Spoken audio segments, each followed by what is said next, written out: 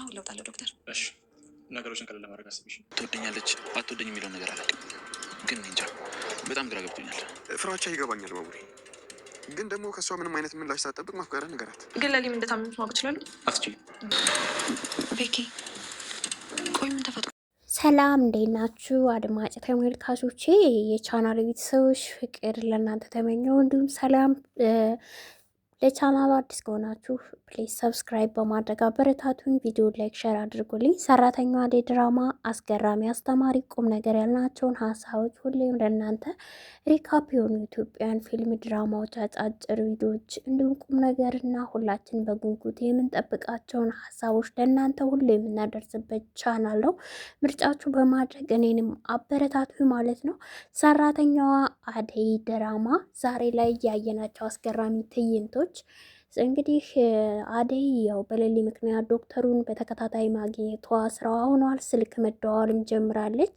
ዛሬ ላይ ዴቭ ለምንድን ነው ስልክ የምታወሪው ከማጋ ነው ሲልም ጠይቋት ከዶክተሩ ጋር እንደሆነ ነግራው ለሊጋ ወይም ደግሞ አለያም ባቡሬ እያለለት አንቺ ጋር ማውራቱ ለምን አስፈለገ ብሎ ስጋትና ፍርሃት እንዳለበት እየገለጸላት ነው። እሷ ደግሞ ምን አስበህ ነው ስለ ለሊ ህመም ልናወራ እንጂ ሌላ ጉዳይ የለም ስትል መንገዱን ዘጋግታለች። ሆኖም ግን አደይ አሁን ላይ ለዴብ ያላት ቦታ ስንመለከታት እሱ ጠዋት ማታ ስለ ጋብቻው እያሳሰበው ሽማግሌ ላይ ሳይቀር ልላክ ወደ ቤተሰቦች እያላት ነው። አደይ ግን የምናይባት አሁን አድማጭ ተመልካቾች ቸልተኝነትና ከዴብ የመራቅ ስሜት ከሱ ፍቅርና የእሷ ፍቅር ተግባብተው ወደ ጋብቻ ከመሄድ ይበልጥ ስለ ጓደኛዋ ስለሌሊ የህመም ሁኔታ በማሰብ ውሎዋን ማዳሯን ከእሷ ጋር በማድረግ እንዲሁም ቀን ላይ ባላቸው ሰዓትም በሌሊ ምክንያት እንግዲህ ወደ ሆስፒታል ስትሄድ የምታገኘው ዶክተሩን ነው። ዶክተሩ በአደይ ፍቅር ብድ ክንፍ ብሏል። ዛሬ ላይ ስለ ራሴ ተረጋጋ እያለም ራሱን ለማረጋጋት እየሞከረ ነው። ፍቅሩን ለመግለጽም ቅድሚያ ስለሷ ማወቅ እንዳለባት ስለገባው ዛሬ ላይ እንደዋላቃት አሁን እንዲሁ እንዳለች እንኳን ደውሎ ስልክ ሲያወራት ለምን ደወልኩ የሚልም ጸጸት ተመልክተንበታል። ስለዚህ የትስ ብትሆን እኔ ምን አገባኝ ሲልም አድም ይጠነዋል ማለት ነው። እንግዲህ በሌላ በኩል የተመለከትነው የሌሊን ህመም ቤተሰቡ መስማታቸው እጅግ በጣም ይሄ ለሷ አይገባትም በሚል ከብዷቸው አላምነው መቀበልም ዛሬ ላይ እንዳወቁ የማታውቀው ሌሊ ወደ ቤት ከሕክምና መልስ ሁሉም ጸጥ ረጭ ሲሉባትና እሷን ሲመለከቷት ምንድነው የተፈጠረው ጉዳይ ቤኪ እያለችም በድንጋጤ ብትጠይቅም ቅምጥል ማዘሯን ወደ ቤት እንድትሄድ ጎፋፍታ ይዛት ይወጣለች። ታዲያ አሁን እሱም አየር እንቀበል በማለት ከቤት ይዟት ወጥቶ እንደሚያፈቅራትና እንደሚወዳት ካየሳ ጀምሮ የተለየ ስሜት ለሱ እንዳለው እንግዲህ ገልጾላታል። ለሌሊ ዛሬ ላይ በጣም አስደንግጧታል። በእርግጥ ስላለባት ህመም በሽታ እሷ ቀድማ ባትነግረውም ሚስጥር አርጋ ብትይዘውም ዛሬ ላይ እሱ ከዶክተሩ ቀድሞ ሰምቷል። ስላለባት በሽታ አዘነ፣ በጣም ከበደው እንጂ ጭራሹን እንኳን ሊርቃት ፍቅሩን ገልጾላታል።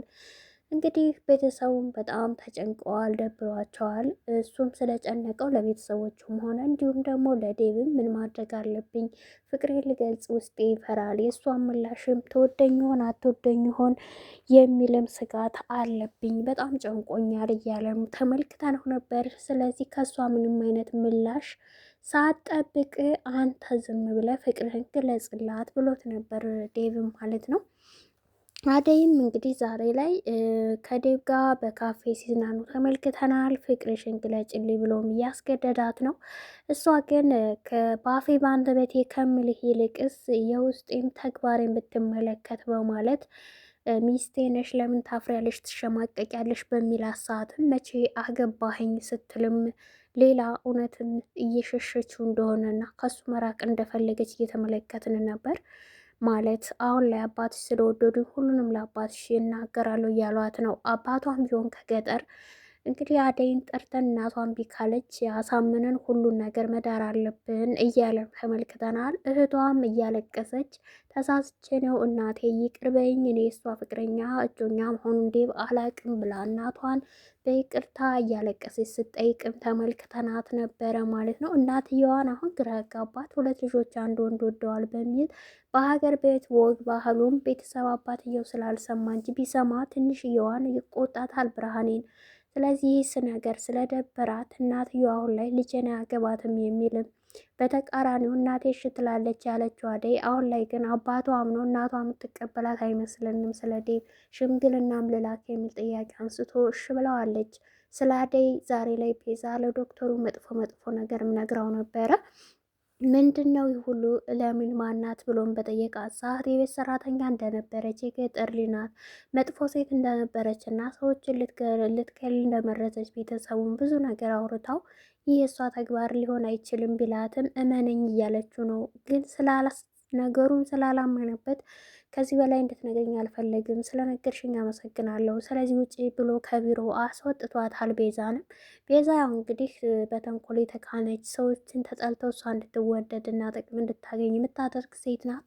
ነገር ግን የአደይ ስነ ምግባር ይሄ አይደለም ብሎ ዶክተሩም ስላያት እንግዲህ ለጓደኛዋም ያላትን ከራሷ በላይ ስለሆነ በፍጹም ይሄ እሷ ስራ አይደለም ብሎ አልተቀበላትም፣ አላመናትምም ስለ አደይ የተነገረውን። ምክንያቱም ከጓደኛዋ ከለሊ ስለ አደይ የሰማው ስነ ምግባሯ እየባሰ እሱን በጣም እንዲያውቃት እያጓጓው የነበረ ስለነበር መልካም ነገር ነበረ ስነግር የነበረው ለሊ።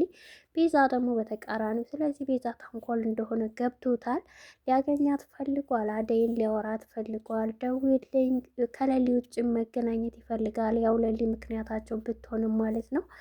እንግዲህ ዴቭ ደግሞ ስለ ዶክተሩ ደስ እያለውም አይደለም፣ እየፈራም ስጋትም ተመልክተንበታል። ሌላው የሮማንና ያሹ ጉድ ነው። እንግዲህ አሹ በህልሙ ሮማን ፍቅሩ ሲገልጽላት ስትመታውና የጫኔን በደል እያስታወስ ከአንተ ከወንድሜ ነህ እንጂ ሌላ በፍጹም ልትሆን አትችልም ብለው ስለነበር ከእንቅልፉ እንግዲህ እሷ ድንገት መታሰቀሰቅሰው ወዲያውኑ ነበር ይቅርታ የጠየቃት። እህትነቷን ባጣውስ የሚል ስጋት ስላለበት ፍቅሩ ይቅርብኝ አልፈልግም ብሎም እንግዲህ ይቅርታ ሲላትም ተመልክተናል። ነገር ግን ቸልተኝነት በቃ እንደ ድሮ ሮማኔ ብሎ መጥራቱ መንከባከቡ ብዙም አይደለም፣ ደስም አይለውም። እሷም ስትጠራው ስታወራውም አልፈለግም፣ መራቅ እየፈለገ ነው። እንደማትሆነው ስላሰበ የቀረቤታውን እንግዲህ እየቀነሰ ነው ማለት ነው። ሮማን እንግዲህ በተቃራኒው ደግሞ እሷ ልትቀርበውም ትችል ይሆናል። እንግዲህ ካደረባት በደል ካሳለፈችው የገጠር ህይወት ተነስታ ነው እንግዲህ እሱን በዚህ ጉዳይ አልፈልገውም ብላም ያሰበችው እንጂ ያን ያክል ትጠላዋለች ብለንም አናስብም ማለት ነው። ሌላው እንግዲህ ለሊ ዛሬ ላይ ፍቅሩን ገልጾላታል ማለት ነው። እሷን ማስደንግጧታል። የለሊ ምላሽ ምን ሊሆን ይችላል ለባቡሬ ብላችሁ ተገምታላችሁ አድማጭ ተመልካቾቻችን?